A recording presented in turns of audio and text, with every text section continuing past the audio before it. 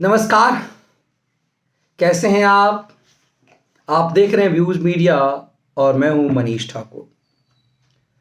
Samajwadi party के supremo Akhilesh Yadav जश्न मना रहे थे कि उन्हें स्वामी प्रसाद मौर्य मिल गए। स्वामी प्रसाद मौर्य ठसक में थे कि वो ऐसे किरदार हैं कि वो जहां जाते हैं उसी पार्टी को विजयश्री दिलाते हैं। वो अकड़ में कहते हैं कि मायावती उनके कारण जीतती थी और जब वो मायावती से अलग हुए तो मायावती मिट्टी में मिल गई। मायावती ने कहा कि इसकी औकात क्या रही है हमारे पास जो ये हमें मिट्टी में मिलाने की बात कहता है। लेकिन इससे अलग 14 जनवरी को मकर संक्रांति के दिन समाजवादी पार्टी ने एक वर्चुअल रैली का आयोजन किया और उस वर्चुअल रैली में हजारों की संख्या में भीड़ इकट्ठा कर स्वामी प्रसाद मौर्य ने अपनी ताकत का प्रदर्शन किया। अब इन दोनों ने मिलकर यह प्लानिंग की, क्या जानबूझ करके की? दरअसल चुनाव आयोग ने कोविड-19 उल्लंघन, महामारी एक्ट उल्लंघन और 144 धारा के उल्लंघन के मामले में समाजवादी पार्टी के 2500 कार्यकर्ताओं के खिलाफ मुकदमा दर्ज किया है। इसमें सब के सब अनजान बताए जाते हैं, अनजान लोगों के खिलाफ। लेकिन इसमें न स्वामी प्रसाद मौर्य का नाम है, न अखिलेश यादव का नाम है। सपा कार्यालय पर यह नोटिस चस्पा कर दिया गया है। सवाल यह है कि राजनीतिक पार्टी के रैली आयोजन करने के लिए मोदी और योगी को घेरने वाली लुटियन मीडिया खैराती पत्रकारों की टोली की अखिलेश के इस एक्शन पर चुप्पी है कि उन्होंने चुनाव आयोग के निर्देश का उल्लंघन क्यों किया।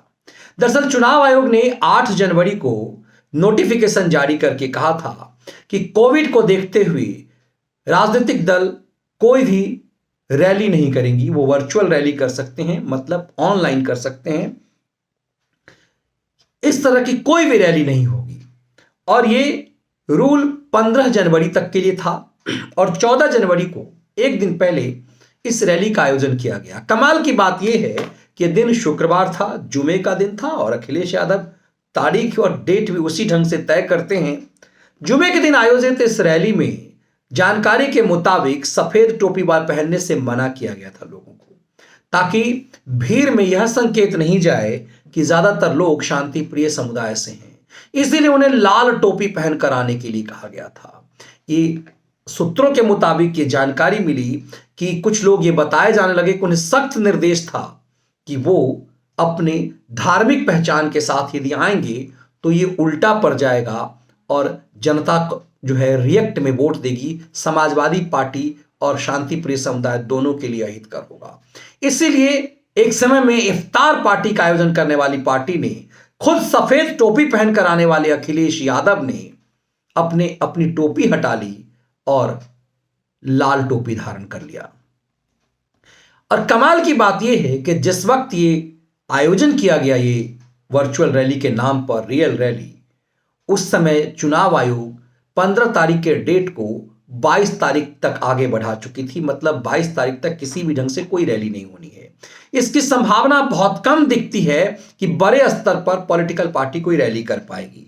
तो क्या जानबूझ करके समाजवादी पार्टी ने रैली की है अपनी हार और हताशा को देखते हुए कि यदि चुनाव आयोग उनके ऊपर एक्शन लेगी, अखिलेश यादव को अरेस्ट करेगी, जेल भेजेगी, समाजवादी पार्टी पर कार्रवाई चुनाव आयोग यदि करता है तो विक्टिम कार्ड ये खेल सकें और अंत में हारने के बाद ये कह दें कि चुनाव आयोग के साथ मिलकर के उन्हें हराने की कोशिश की गई है। तो क्या स्वामी प्रसाद मौर्य के स्वागत में किया गया ये वर्चुअल रैली के नाम पर रियल रैली जानबूझ करके चुनाव आयोग को प्रोवोक करने के लिए था? चुनाव आयोग ने इस मामले में जिस इंस्पेक्टर को, जो इलाकाई इंस्पेक्टर को दोषी माना है और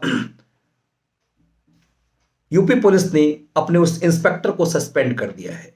इंस्पेक्टर पर तो सस्पेंशन का है, मगर एक सामान्य इंस्पेक्टर क्या इतनी बड़ी रैली को रोक सकता था? तो फिर सवाल यह कि इसके पीछे का गेम प्लान क्या है। इस पूरे मामले में यह माना जा रहा है कि यह वर्चुअल रैली जानबूझ करके इसे रियल रैली में बदला गया। ये कह रहे हैं कि हमने किसी को फोन नहीं किया था, लेकिन ये सब के सब खुद ब खुद आए थे। तो सवाल ये कि ऐसे समय में इस तरह की रैली, जब 4 से ज्यादा लोगों को एक जगह लाने की मनाही है, तो फिर इस तरह की रैली कैसे हुई? दरअसल हारी हुई टीम ने पिछले पिछले लगभग 7 सालों से इन भगौड़ों ने, इन हारे हुए खिलंदरों ने चुनाव आयोग को बदनाम करने का एक नया गेम प्लान तय किया।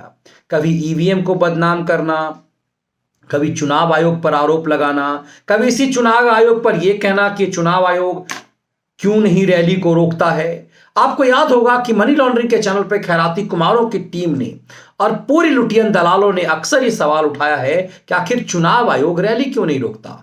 और जब चुनाव आयोग रैली रोकने की बात करते हैं तो इस तरह से कानून बनाने वाले लोग खुद ही कानून का उल्लंघन करते हैं और रैली करते हैं। ये क्या जानबूझ करके रैली थी? क्या एक बड़ा षड्यंत्र है? हारे और हताश लोग बहाने ढूंढ रहे हैं? क्या जानबूझ करके हारने और बुरी तरह से हारने का बहाना ढूंढा जा रहा है, और इसीलिए ताकि चुनाव आयोग उन पे सख्ती करे और वो चुनाव नहीं लड़ पाए? क्या डरे हुए लोग मैदान छोड़ करके भागना चाहते हैं? क्या योगी को ये तमाम लोग वॉक ओवर देना चाहते हैं? ये अपने आप में एक बेहद गंभीर मामला है। चुनाव आयोग ने इस पूरे मामले में आज समाजवादी पार्टी को नोटिस जारी करते हुए 24 घंटे के अंदर जवाब देने को कहा है।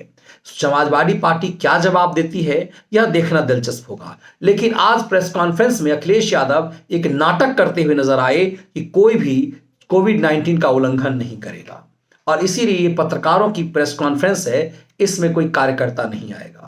ये बात कहते हुए अखिलेश ने दरअसल पत्रकारों के सामने बात करते हुए फिर से एक विक्टिम कार्ड खेला कि हम तो कोविड कानून का के उल्लंघन का के विरोधी हैं।